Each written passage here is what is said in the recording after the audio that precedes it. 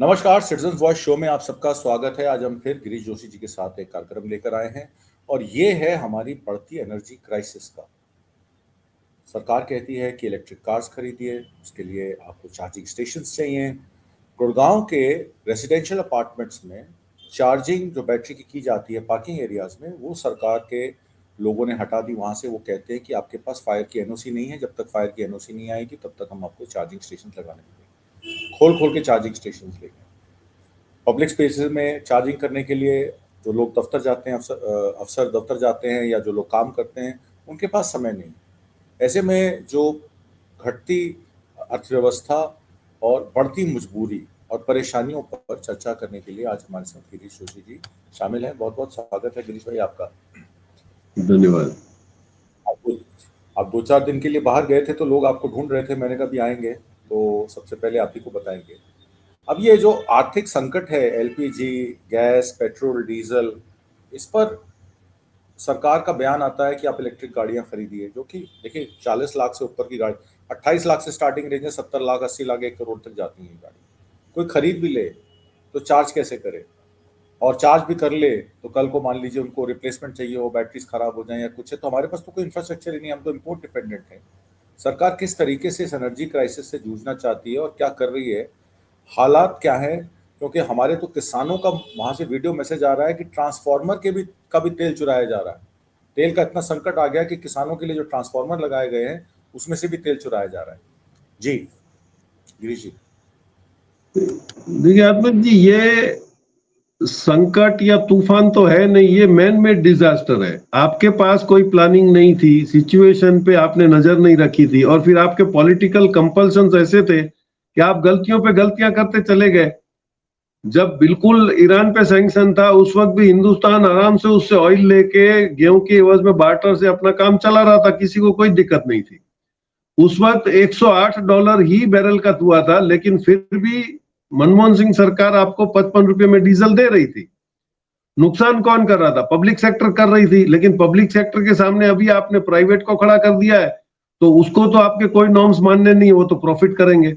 30% discount में आपको Russia से ऑयल आ रहा था, तो आपने 30% भाव कम करने की बजाय आपने 30% और उस पर एक्साइज लगा दी, आपने सेस लगा दिया और आपने अपना प्रॉफिट जनरेट कर लिया। पब्लिक को कोई राहत, क्योंकि उनको धीरे धीरे आपको आदत ही डालनी थी कि आप तो 100 रुपया लीटर के पेट्रोल का आपके दिमाग में सेट कर लो। यही इसकी पॉलिसी है कि भाई आपको कम पैसे में कैसे जीना है, और हम लोग जब भी पैसा मांगे तो आपको दे देना है। ये इस गवर्नमेंट की बिल्कुल सीधी थियरी है। करने बहुत कुछ जाते हैं। जब दुनिया पूरी, चाइना ने सिखा दिया था कि भाई आपका कन्वेंशनल एनर्जी से आपको हटना है तो आपको इलेक्ट्रिक पे आना पड़ेगा। बीवाईडी एक ऐसी कंपनी थी जो ऑलमोस्ट पूरे वर्ल्ड में अपने बीवाईडी का दबदबा कर चुकी थी। टेस्ला आ रही थी, टेस्ला को आपने बोला कि बैटरी पे आ रही है, तो टेस्ला को आपने इंपॉर्टेंस दिया, बीवाईडी को आपने इंडिया में आने नहीं दिया। बीवाईडी की मैन्युफैक्चरिंग कैपेसिटी शायद आज वर्ल्ड में सब कार मैन्युफैक्चररों से ज्यादा है। अब बीवाईडी आया नहीं, उसके बाद आपने क्या किया, 2015 में देखा देखी कि हम भी चाइना से कॉम्पीट कर सकते हैं, आपने एक स्कीम डिक्लेयर करी, दैट वाज फेम, FAME 1, 2 और 3 पोर्शन में आपने डिक्लेयर करी। फेम क्या था? Faster adoption of manufacturing of EV vehicles. अब फेम 1 जो आपका डिक्लेयर हुआ वो हुआ था 2015 से 2019। आपने उसमें एलोकेशन क्या दिया था? 895 करोड़। अब देखा कि उसके अंदर कुछ बन नहीं पा रहा है, क्योंकि बैटरियों की आज भी मोनोपोली EV व्हीकल्स की 85% से 90% चाइना के पास है।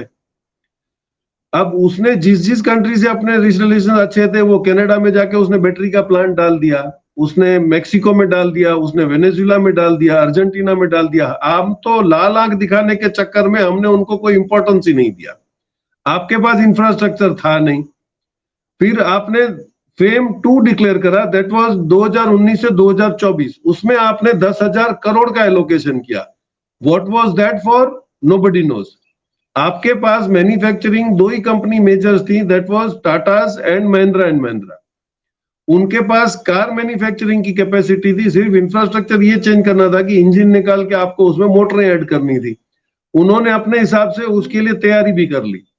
बैटरी की डिपेंडेंस जहां पे खत्म हुई, तो आपने उन्हीं कंपनियों को, आज आप टाटा को बोल रहे हो कि वो धोलेरा में चिप बनाने के लिए आ रहा है नैनोमीटर्स की, लेकिन आपने टाटा को ये नहीं बताया कि भाई बैटरी पे भी आप वर्किंग करो। आपने अपने दोस्तों को लिए रिलायंस से आपने चाइना को टाइप करवाया कि अभी ये लिथियम आयन बैटरी इंडिया में बनाएगा। जैसे ही आपने लाल आंख दिखाने की शुरुआत करी, चाइना ने बोल दिया कि मैं बैटरी मैन्युफैक्चरिंग मशीन आपको नहीं दूंगा। मतलब that particular company refuse Reliance to give the machine. अभी वो दूसरा टाइप करने की कोशिश कर रहे हैं। तो आपके पास इंफ्रास्ट्रक्चर था नहीं। 3-4 महीने पहले आपने बहुत बड़ी एडवर्टाइजमेंट दी कि दुनिया में 3 ही कंट्रीज हैं जिनके पास 1 लाख से ज्यादा पेट्रोल पंप्स हैं, उसमें China, America and third is India. 1 lakh petrol pump का आप कर क्या रहे हो? आपके पास आपने नेशनल हाईवेज बना दिए क्योंकि वो आपको इलेक्शन में काम आते थे, लेकिन उसके ऊपर चार्जिंग पॉइंट्स कहाँ है? प्रो रेट आप चेक करें तो चाइना में हर 7 व्हीकल पे एक चार्जिंग पॉइंट है, इंडिया में 235 व्हीकल्स पे एक चार्जिंग पॉइंट है, और that is also with in the vicinity of the cities. अब इसके अंदर आप इंफ्रास्ट्रक्चर खड़ा नहीं कर पा रहे हो। ऑयल की शॉर्टेज की जो आप बात कर रहे हो, तो ट्रांसपोर्टर्स आज जो नाराज है उसकी सबसे बड़ी वजह क्या है कि आपने उनको बिल्कुल अनसर्टेनिटी में डाल दिया है। Automatic revival of the freight का जो इनका सिस्टम है सालों से, कि 1 रुपया अगर पेट्रोल या डीजल में बढ़ता है तो ट्रांसपोर्टर 0.66 पैसा अपने फ्रेट में बढ़ा सकता है। आपने 3 रुपया बढ़ा दिया, उसने प्रो रेटा रेट बढ़ा दिया। अब जैसे ही उसने अपना बिल्टी निकाल के माल भेजना शुरू किया जो शायद 7 दिन या 15 दिन में पहुंचेगा, तो उसके बाद दूसरे दिन आप फिर 90 पैसा बढ़ा रहे हो, उसके बाद फिर आप 90 पैसा बढ़ा रहे हो। तो ये अनसर्टनिटी जो है ये तो ट्रांसपोर्टरों का नुकसान कर देगी। तो ऑब्वियस है कि ट्रांसपोर्टर जब तक बुक नहीं करेगा, जब तक उसको एश्योरेंस मिलता है कि हम हर महीने बढ़ाएंगे, और वो करने जाते हो तो आपको इलेक्शन में मार पड़ रही है। तो आप अपना बचाव करने के चक्कर में आपको पड़ी नहीं है, क्योंकि आपको पता है कि यूनियन सारे आपने कैप्चर कर लिए। आपके आरएसएस के जितने भी डमी यूनियन थे उन्होंने ले लिया। कोई बोलेगा तो फिर वो किसानों जैसी हालत हो जाएगी, फिर वो पाकिस्तानी हो जाएंगे, वो कॉकरोच हो जाएंगे, पैरासाइट्स हो जाएंगे। तो एक माहौल पूरा खराब आपने कर दिया। अब इसमें से आपके पास निकलने का रास्ता नहीं है। तो अगर आपके पास 1 लाख पेट्रोल पंप्स है, अभी इसमें देखिए बहुत मिस्चीवियस कैलकुलेशन का है कि आपके जो 1 लाख है उसमें से आईओसी के 41,600 पंप्स हैं, बीपीसीएल जो है भारत पेट्रोलियम के उसके 24,600 हैं, हिंदुस्तान पेट्रोलियम के 24,400 हैं। लेकिन मेजर जो ऑयल रिफाइनर्स और सेलर्स है नायरा, उसके पास सिर्फ 6,900 है। रिलायंस बीपी के साथ जो टाइप किया उसमें 2,400 है, और शेल कंपनी के सिर्फ 300 है। तो why are these companies not asked to increase the, क्योंकि वो तो प्रॉफिटेबिलिटी देख के ड्यू डिलीजेंस करके ही डालते हैं रिचार्जिंग का और पेट्रोल पंप का काम। आज अगर आपने 1 लाख पेट्रोल पंप पे सिर्फ रिचार्जिंग पॉइंट डाले होते तो 3 शिफ्ट में कम से कम 2 आदमी की, तो 2 लाख वाले से बात करा था तो उसने बोला कि इसमें दिक्कत कहां पे आ रही है, जो प्राइवेट पेट्रोल पंप चला रहे हैं कंपनी की फ्रेंचाइजी में। इन्होंने 5-7 साल पहले एक कर दिया कि जो बड़े ग्रुप हैं जिनके पास 100 ट्रक हैं, 200 ट्रक हैं, या जिनका शिपिंग का बहुत बड़ा काम है, इनको इन्होंने अपना कैप्टिव पेट्रोल पंप दे दिया कि वो अपना ही माल मंगाएंगे, और वो डीजल 4 रुपया सस्ता पड़ता है उनको। तो वो जो 4 रुपया सस्ता जो मिल रहा है इनको, उन्होंने अपना कैप्टिव, तो बड़े ट्रांसपोर्टरों को दिक्कत नहीं है, वो चलेगी। आज भी आगे बुक करिए, दिल्ली से outgoing buses, luxury buses book करिए, अहमदाबाद से करिए, बेंगलोर से करिए, सारे बसें अपने टाइम पे चल रही हैं। जिनको एक ट्रिप में 300 लीटर चाहिए, where are they managing from? तो इसका मतलब यह है कि ये मिसमैनेजमेंट है, ये कोई तूफान उफान नहीं है, आपकी होशियारी नहीं है एक इकोनॉमी मैनेज करने की, उसके वजह से ये तूफान आ रहा है। तूफान कुदरती नहीं है, ये आपने क्रिएट किया है। जी, आपने भी बताया कि अवेलेबिलिटी ऑफ पेट्रोल और डीजल, तो कल मैं हाईवे पे था, नायरा एनर्जी के पास गाड़ी नहीं है, वो कह रहे हैं कि हमारे पास 4 दिन से डीजल पेट्रोल नहीं है, शायद परसों आना शुरू होगा, आप नंबर ले जाइए, फ़ोन कीजिएगा तो आप बताइएगा। तो इन प्राइवेट पेट्रोल पंपों पे रेगुलर सप्लाई नहीं है पेट्रोल डीजल की। आपने बिल्कुल ठीक कहा कि उनको कमर्शियल या बिग ट्रांसपोर्टरों को डाइवर्ट किया जा रहा है। जिस तरीके से एलपीजी और एलएनजी प्राइवेट कंजम्पशन के लिए, डोमेस्टिक कंजम्पशन के लिए डाइवर्ट की गई और सूरत की आपकी सिरेमिक की कंपनियां, फैक्ट्रियां बंद हो गई, वैसे ही अब पेट्रोल डीजल की किल्लत इसलिए शुरू हो रही है क्योंकि उसको बिग ट्रांसपोर्टरों को जो है वो टाइम से 4 रुपये डिस्काउंट, जैसे कि आपने बताया, दिया जा रहा है, और जो उपभोक्ता है उसके लिए कहा जा रहा है कि जो जिसको कहते हैं हम लोग, जो गाड़ियां चलती हैं गल्ले पर, उनको 25 लीटर डीजल से ज्यादा नहीं दिया जा रहा है कि एक टाइम पे 25 लीटर डीजल मिलेगा, अपना गल्ले का काम करो, जब नेक्स्ट पेट्रोल पंप आएगा तो 25 लीटर और डलवा लेना।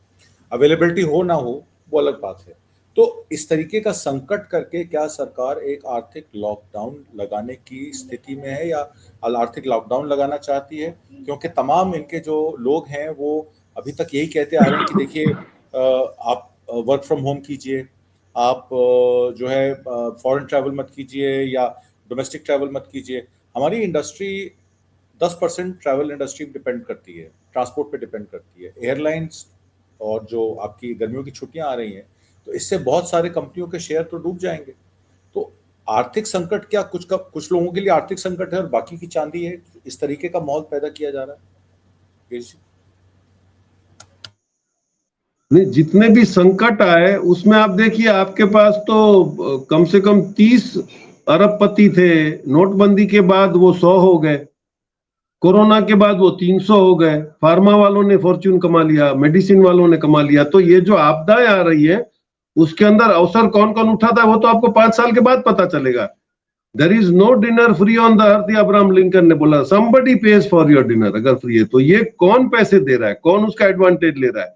और अभी आपको ये भी तो तैयारी करनी है कि 2029 में आपको फिर इलेक्ट्रल बॉन्ड में पैसा देने के लायक तो बनाना पड़ेगा, आप तो देने वाले नहीं हो। और ये जो आपने सिस्टम अडॉप्ट कर लिया है कि आपको जीतने के लिए अब पब्लिक वोटिंग की कोई जरूरत है ही नहीं, आपने पूरी एक मशीनरी को ही हाईजैक कर लिया है, तो you are least bothered public opinion से। क्या फर्क पड़ता है? आप बोलोगे जजों को, जुडिशरी आपने खत्म कर दी, पुलिस डिपार्टमेंट वही कर रहा है जो आपके बॉसेस बोल रहे हैं।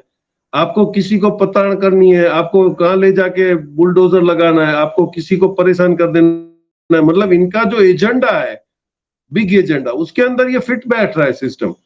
पॉसिबली इनके पास और एक बड़ा एस्केप रूट मिल सकता है जो मैं एंटिसिपेट कर रहा हूं, the way they are working, कि अगर will be a very valid point for a governor to recommend कि गवर्नर रूल लगा तो यहाँ पे लॉ एंड ऑर्डर खत्म हो गया, जो हमेशा से वो कोशिश करते रहे।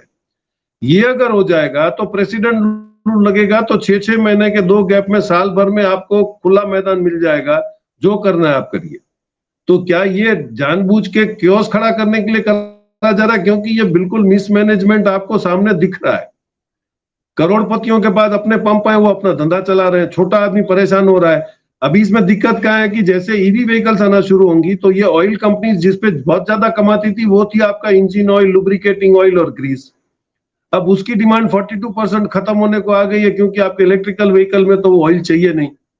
तो ये ऑयल के सेल्स में अभी जो आप चिल्लाचिल्ली सुन रहे थे कि किसानों को वो ब्लैकमेल करते हैं कि आप इंजन ऑयल लीजिए तो हम आपको डीजल देंगे, मतलब ये जबरदस्ती पंप वालों को वो भी पकड़ा रहे हैं कि वो किसान ऑयल को करेगा क्या?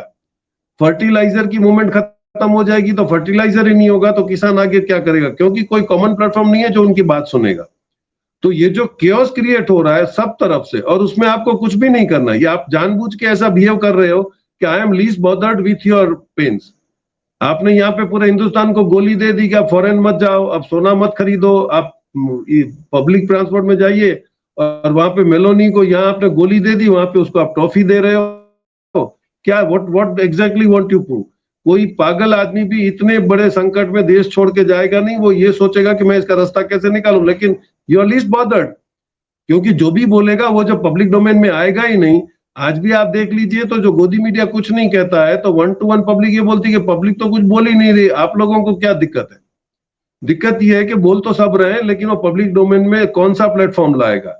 तो ये अभी इसमें देखिए मिस्चिफ भी कैसी करी है। इन्होंने सबसे पहले 2 व्हीलर्स को इलेक्ट्रिकल कन्वर्ट करने की कोशिश करी थी, तब इन्होंने 10,000 रुपया इन्होंने सब्सिडी देने की बात करी थी। उसी का एलोकेशन में फिर आपने उसको कम करके 40% से 25% कर दिया, तो ईवी 2 व्हीलर्स महंगे हो गए। 3 व्हीलर में भी आपने जो बाकायदा पब्लिक डोमेन में रिक्शा वाले यूज करते थे, ई रिक्शा को भी आपने 25,000 से कम करके 12,500 कर दिया, तो रिक्शा महंगी हो गई, वो भी नहीं खरीद पा रहे हैं। अब दिक्कत यहीं पे होगी कि अगर आपका चार्जिंग पॉइंट ही कम है तो धंधा ऑब्वियस खराब हो जाएगा। आप सीएनजी में भी नॉर्मली देखिए तो सीएनजी की आपकी कहीं पर पेट्रोल पंप पे लाइन नहीं मिलेगी, क्योंकि आपके सप्लाई पॉइंट कम है। तो आपका सीएनजी को भी आपने इंफ्रास्ट्रक्चर नहीं दिया, अभी आपने इलेक्ट्रिकल व्हीकल को नहीं दिया। और एस्टोनिशिंग आप देखिए, आपने 10,000 करोड़ जो डिक्लेयर किए थे उसमें आपने स्टेट ट्रांसपोर्ट्स को बोला था कि आप लोग 14,000 बसें उसमें डिप्लॉय करेंगे इलेक्ट्रिकल। आपने ऑर्डर किसको दिया? चाइना को। चाइना ने बसें भेज दी, आपने उसको पेमेंट आधा दिया, अब उसके टर्म्स कंडीशंस नहीं होते, they send only when you पे 100%, वो पब्लिक डोमेन में कहीं आ नहीं रहा है। तो आपने उसको बोला कि ठीक है आप बैटरी भेज दीजिए, हम आपको पेमेंट करते हैं। बैटरियां आ गई तो आपने 25% पेमेंट करा, फिर 25% बाकी रखा। जब आपने बस में बैटरियां लगाई तो उसका पास कोड ही नहीं था कि भाई उसको आपको कनेक्ट कैसे करना है, वहां पे फिर आप अटक गए।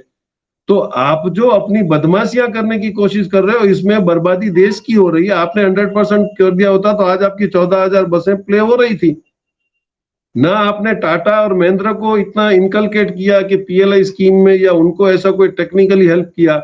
एक्चुअल यूजर कंडीशन में चाइना से बैटरियां आप मंगा के ड्यूटी फ्री उनको दे देते। मतलब आपने ऐसा कोई काम नहीं किया जहां पे इलेक्ट्रिकल व्हीकल्स का धंधा बूस्ट हो, क्योंकि आपको ऑयल का धंधा भी तो करना है। ऑयल का धंधा बैठ जाएगा तो आपके दोस्तों का भी धंधा बैठ जाएगा। तो आपको सब संभालना है, उसमें प्रायोरिटी आपके दोस्त हैं, हिंदुस्तान की आवाम नहीं। जी, इसमें ऑपोजिशन पार्टीज का ये इल्ज़ाम है कि आपने 43 लाख करोड़ रुपए एक्साइज और वैट में कमाया 2014 से लेके 2026 तक। 12,400 करोड़ रुपए तो वित्तीय वर्ष में आपने अर्न किए। ये इतना सारा पैसा जब आपने पोर्ट्स, एयरपोर्ट्स और रिमोनेटाइजेशन करके प्राइवेट हाथों में दे दिया, तो वो 43 लाख करोड़ रुपए का हिसाब क्यों नहीं दे रहे? क्योंकि जितने भी स्कीम्स हैं, गवर्नमेंट सोशल वेलफेयर स्कीम्स, चाहे वो मनरेगा हैं, चाहे वो जनधन अकाउंट्स हैं, चाहे वो मुद्रा क्रेडिट है, उन सब में पैसा रुका हुआ है। आयुष्मान भारत में भी आपने देखा था किस तरीके का स्कैम हुआ था कि रजिस्टर्ड नंबर्स पर पैसे की ट्रांसफर हो रही थी। तो क्या ये 43 लाख करोड़ रुपए का गबन हो चुका है? ये पैसा गायब हो चुका है? किसी भी स्वामित्व वाली तेल कंपनियों के पास अब कुछ नहीं बचा है कि वो इस नुकसान को झेल सकें और पब्लिक को मुहैया करा सकें तेल, जैसे मनमोहन सिंह सरकार ने किया था। आपको याद होगा $116 बैरल के तेल पर भी हम लोग 60-70 रुपया लीटर ही दे रहे थे। तो अब ऐसा कौन सा संकट आ गया? जी नहीं, इसमें देखिए जो रिफाइनरीज हैं, इसमें दुनिया की सबसे बड़ी रिफाइनरी आपके मित्र की है। 55 लाख बैरल्स वो प्रोड्यूस करता है, उसमें से 50% आप उसको एक्सपोर्ट करने की परमिशन दे रहे हो, हमारे पास है नहीं। तो आपने डोमेस्टिक में, जैसे आप ओनियन जैसी आइटम होती है, राइस जैसी आइटम होती है, जैसे लगता है कि आपका स्टॉक पाइल कम हो रहा है तो आप इमीडिएटली एक्सपोर्ट पे बैन डाल देते हो। ये धड़ल्ले से चाइना से सस्ता माल ले रहे थे, रिफाइन कर रहे थे, यूरोप को बेच रहे थे, अमेरिका को बेच रहे थे, और डोमेस्टिक में आपको वही 60 रुपए का माल आप 100 रुपए में खरीद रहे हो। तो उनको ये तो बिल्कुल क्लियर है कि प्रॉफिट मेकिंग का जो सिस्टम है उसमें आपने किसी अपने दोस्त को डिस्टर्ब नहीं करना है। ऑयल कंपनीज ज्यादा कमाएंगी तो इसमें भी एक हिडन एडवांटेज ये है कि वो जितना उनका प्रॉफिट बढ़ेगा उतना वो गवर्नमेंट को डिविडेंड देंगे। तो आपने इनडायरेक्टली उनसे भी तो पैसा ले लिया है। 2500 करोड़ तो सिर्फ आपको आईओसी ने दिया है। तो आप तो ये चाहते हो कि ये सब पब्लिक सेक्टर यूनिट भी कमाए, कमाने के बाद हमको उसमें अपना पार्ट दे दें। रिजर्व बैंक से भी आप फंड्स ले रहे हैं। मतलब आपने सारा पैसा इकट्ठा करना है और दोस्तों को भी बोलना करिए। अभी इसमें सबसे बड़ा स्कैम तो रिसेंटली सीएजी का आप देख लो। आपने प्रधानमंत्री कौशल विकास योजना में 96 करोड़ के अंदर ऑल वाज फ्रॉड। हार्डली 2 या 3% में कोई आदमी है। सारों के सारों में नंबर गलत, उनके अकाउंट नंबर एक ही, उनके मोबाइल नंबर एक ही, उनमें पैसा चला गया, कौन लेके चला गया, देयर इज नो इंक्वायरी। तो सर, कौशल विकास योजना का अगर 96 करोड़ का आदमियों का पैसा खा लिया गया, 96 लाख का, तो ये पैसा कहाँ गया, कौन इंक्वायरी करेगा? इसका मतलब ये है कि आपने अपने बंदों को बोल दिया है कि आप लोग भी कमाइए और हमको दीजिए। आज ही एस्टोनिशिंग है कि एफबीआई की रेड पड़ी है और उसने जो अमेरिकन सीनियर सिटीजन के पैसे इंडियन कॉल सेंटर ने चोरी करे थे उसमें रेड करी है, पकड़ा। ये काम हमारे एनआईए और सीबीआई इनका होना चाहिए था। What a shame. इंडिया में बैठ के आप, और फिर आप बोलते हो कि हमसे अमेरिका नाराज है या कंट्रीज नाराज है। तो आपकी कोई भी सिस्टम चल नहीं रही है। आपका ना साइबर क्राइम पे कंट्रोल है, ना आपका फाइनेंशियल क्राइम पे कंट्रोल है, और आपने इतनी छूट दे रखी है। अभी गुजरात का ही आप कह दे कि कलेक्टर के घर में से 2.5 करोड़ रुपया कैश निकला है। Where is that come from? और वो जिसने 2.5 करोड़ दे दिया उसको आप 10% भी पकड़ो तो उसने तो 2000 करोड़ का घोटाला कर दिया। तो ये सब सिस्टम में अभी आपने जो छूट दी, या तो आपके कंट्रोल से बाहर सारे अधिकारी भी चले गए हैं, वो अपनी मनमानी करेंगे। पब्लिक को आपने कंट्रोल करके रखा हुआ है, जुडिशरी को कंट्रोल करके रखा हुआ है। लेकिन जब तक आपके पास फ्यूचर प्लानिंग, इंफ्रास्ट्रक्चर डेवलपमेंट नहीं होगा, चाइना ने पहले अपने रिचार्जिंग सेंटर बनाए, उसके बाद रोड बनाए, और फिर आपने ईवी व्हीकल्स बाजार में लाए, तो आज पूरे वर्ल्ड में BYD बिक रहा है। यूरोपियन कंट्रीज 100% इलेक्ट्रिकल व्हीकल पे आ गए हैं। आप तो सोलार के बड़े बड़े फार्म बना रहे हो।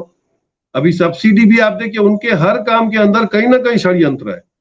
आपने सब लोगों को बोल दिया कि सोलर ऑन द रूफ में आप करिए, आपको गवर्नमेंट सब्सिडी देगी। अब वो जो पावर आप एक्स्ट्रा जनरेट करते हो, वो आपसे इलेक्ट्रिसिटी बोर्ड ले रहा है ₹2.5 में और वो बेच रहा है ₹8 में। तो आपको ही क्यों ना परमिशन दी जाए कि आप अपने एरिया में बेचिए। तो एवरीथिंग, ये सब गंडगोल है इसमें। यहाँ पे कोई भी इनकी जो स्कीम है, that is they all mischievous, जब तक कि आपको पता नहीं चले, बाकी सब चंगासी। जी, इसमें 2,70,000 रुपए का, जिसके पास 5 या 6 किलोवाट का कनेक्शन, 2,70,000 रुपए का प्राइस दिखाया जाता है। 1 लाख रुपए गवर्नमेंट सब्सिडी दिखाई जाती है। 1,70,000 में 20,000 डाउन पेमेंट दीजिए और उसके बाद किस्तें भरते रहिए। इसका मतलब ये है कि माल 2.5 लाख रुपए का है, 1.5 लाख रुपए में बेचा जा रहा है और आपको दिखाया जा रहा है कि आपको सब्सिडी दी जा रही है। उसकी एफिशिएंसी 60% है, 70% है, 50% है, ये लेने वाले को भी पता नहीं है। और आपने खुद ही बता दिया कि 8 रुपए यूनिट आपको खरीदने का रेट है और अगर आपसे बिजली वो वापस लेंगे तो 2.5 रुपए मिलेंगे। तो ये भी एक तरीके का बड़ा स्कैम ही है। और जैसे महिलाओं की बात करते हैं कि ड्रोन दीदी हमने शुरू किया था, जिसमें ड्रोन के जरिए जो है महिलाएं जो हैं अपनी ज़मीनों की कीटनाशक दवाइयां डाल सकेंगी। तो वो पता लगा कि वो भी फर्टिलाइजर कंपनीज का पैसा इस्तेमाल किया गया। उसमें एक डेटा ये आया है कि ये जो ड्रोन दीदी के नाम पे मात्र 500 ड्रोन डिस्ट्रीब्यूट किए गए हैं। सिर्फ 3.3% इम्प्लीमेंटेशन स्कीम इम्प्लीमेंटेड है। एक और डेटा आया है, वो डेटा आया है पीएम इंटर्नशिप प्रोग्राम का। कहा जाता है कि फर्स्ट फेज में सिर्फ 7.5% इम्प्लीमेंटेशन हुई है, जिसमें 41% लोग तो मिडवे ही छोड़ के चले गए। तो ये भी एक बहुत बड़ा झालमेल है। और गिग वर्कर्स को आपने ई श्रम पोर्टल पे लेना था, वो गिग वर्कर्स की रजिस्ट्रेशन अभी तक चालू नहीं हुई है। और जी राम जी का तो आपने राम राम सत्ती कर दिया कि मनरेगा को पहले आप जी राम जी में लेके गए, उसके बाद आपने मनरेगा मजदूरों को रजिस्टर करना तो छोड़िए, उनको काम देना भी बंद कर दिया। तो इसका मतलब है कि आदमी को लेबर फोर्स एक तैयार की जा रही है जो बड़े कॉर्पोरेट्स को, इसमें अदानी का नाम आता है। अदानी साहब एयरपोर्ट चला रहे हैं, उनके लिए स्कीम बदली गई, 6 से ज्यादा एयरपोर्ट चला रहे हैं। आपका भी एक एयरपोर्ट का एक्सपीरियंस है, जब आप वहाँ पे 120 या 150 रुपए का पानी चाय वहाँ मिलता है, एक अमीर से अमीर आदमी भी 2 बार सोचता है। तो जब आप पेमेंट करने लगते हैं तो वो अदानी के पोर्टल से पेमेंट की जाती है। वो सारा किस्सा क्या है, और ये डेटा कलेक्शन ऑथेंटिक लेवल पे डेटा लेवल कलेक्शन जो हो रही है, या फिर सरकार की सहमति से हो रही है, या इलीगल है, मैं आपसे समझना चाह रहा हूँ। नहीं, इलीगल नहीं है, ये पूरा एक ढांचा ऐसा खड़ा कर देते हैं कि आप उसमें ट्रैप हो जाते हो। 4:30 बजे की फ्लाइट है, आप 3 घंटा पहले पहुंच जाते हो, फिर पता चलता है फ्लाइट आधा घंटा और आधा घंटा, वो 7 बजे फ्लाइट निकलती है। आपको पानी की बोतल आपकी पर्सनल एयरपोर्ट में लेने जाने नहीं देते हैं, सिक्योरिटी वाले बाहर रख लेते हैं। फिर वहां पे अगर आप पता करो तो पानी का 120 रुपया और चाय का 150 रुपया। जब उसको आप पेमेंट करने लगते हो, आप बैंक से करो, कार्ड से करो, पेटीएम से करो, रुपए जिससे भी करो, उसमें आपसे परमिशन मांगता है कि this will go through the portal of Adani app 1।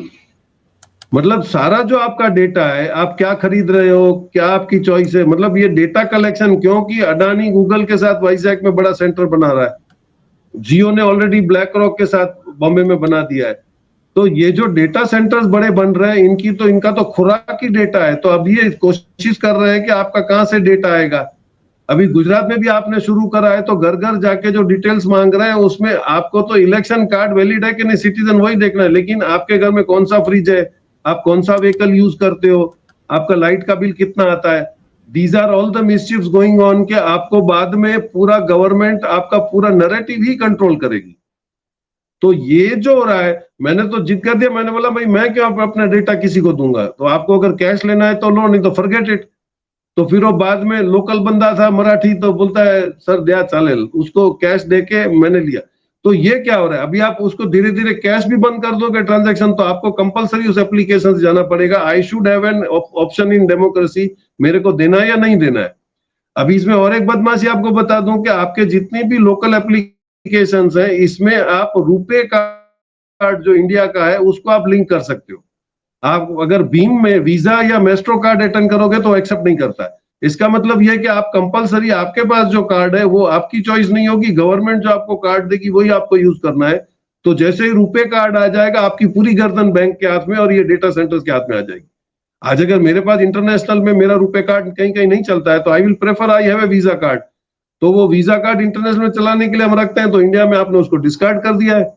तो ये देखिए जो छोटी छोटी चीजें चल रही हैं, ये आगे जाके बहुत बड़ी बनेंगी, जब तक पब्लिक में अवेयरनेस नहीं आएगी कि आपका डेटा जैसे ही पूरा आपके हाथ, सरकार के हाथ में आ गया, वो आपको बिल्कुल जैसे चाहेंगे वैसे वो आपको मैनिपुलेट कर सकेंगे, आपका माइंडसेट चेंज कर सकेंगे। जी। आपने रुपए कार्ड की बात की, बहुत सारी ट्रांजैक्शंस रुपए कार्ड में फ्री हैं। इसका मतलब है कि वीज़ा और मास्टर कार्ड को लेवल प्लेइंग फील्ड ही आपने देनी बंद कर दी है। तो ज़ाहिर तौर पर जब आप वीज़ा और मास्टर से सबको रुपए कार्ड पे ले आएँगे, उसके बाद आप उनकी गर्दन को दबोच लेंगे। आज की परिचर्चा में भाग लेने के लिए और बहुत सारी महत्वपूर्ण जानकारियाँ देने के लिए बहुत-बहुत धन्यवाद Girish. Thank you very much. नमस्कार।